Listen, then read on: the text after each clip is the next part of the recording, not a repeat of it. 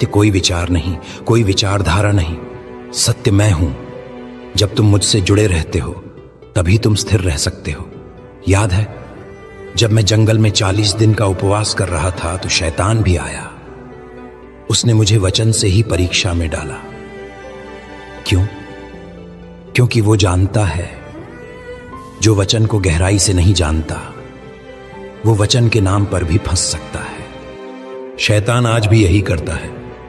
वो तुमसे कहेगा अगर यीशु तुझसे प्रेम करता है तो क्यों तू पीड़ा में है?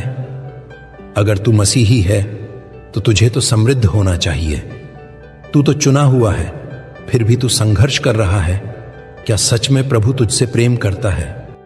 और अगर तुम्हारे पास मेरा वचन नहीं है, अगर तुम्हारे अंदर तेल नहीं है, अगर तुम्हारी आत्मा अनुभव और भीड़ पर आधारित है, तो तुम गिर जाओगे। मैं तुम्हें सिर्फ इसलिए नहीं बचा सकता कि तुम चर्च जाते हो, या इसलिए कि तुम्हारे पास बाइबल है, या इसलिए कि तुम यीशु का नाम जुबान पर रखते हो। मैं उन्हें जानता हूं जिनके दिल में मेरी आग जलती है।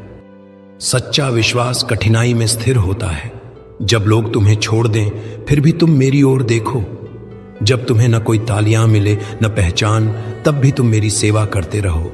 जब पाप तुम्हारे दरवाजे पर दस्तक दे तो तुम खड़े रहो और कहो मैं प्रभु का हूं, मेरा जीवन अब मेरा नहीं। यह है स्थिरता, और इस स्थिरता की परीक्षा हर आत्मा को देनी होगी। लेकिन डर मत हो, क्योंकि जो मुझसे जुड़े रहते हैं मैं उन्हें गिरने नहीं देता।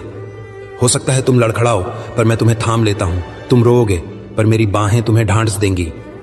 तुम अकेले महसूस करोगे पर मैं वहां रहूंगा, छाया बनकर, बल बनकर। लेकिन अगर तुम लौट जाओगे पाप की तरफ, भीड़ की तरफ, आराम की तरफ, तो मैं तुम्हें पकड़ नहीं पाऊंगा। क्यों? क्योंकि मैं दरवाजा हूं, पर जब तुम खुद ही बाहर जाना चुनते हो तो मैं तुम्हारी इच्छा पर बल नहीं देता। तो सुनो, यह समय है अपने जीवन की आत्मिक स्थिरता को परखने का। तुम किसके लिए खड़े हो? तुम किसकी आवाज पर चलते हो? क्या तुम मेरे वचन के लिए तैयार हो अपमान सहने को? क्या तुम मेरी सच्चाई के लिए सब कुछ खोने को?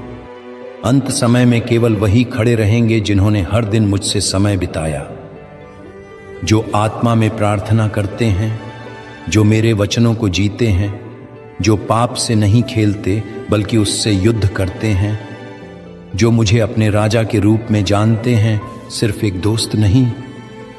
क्योंकि जब वो अंतिम बिगुल बजेगा तब 2 समूह होंगे।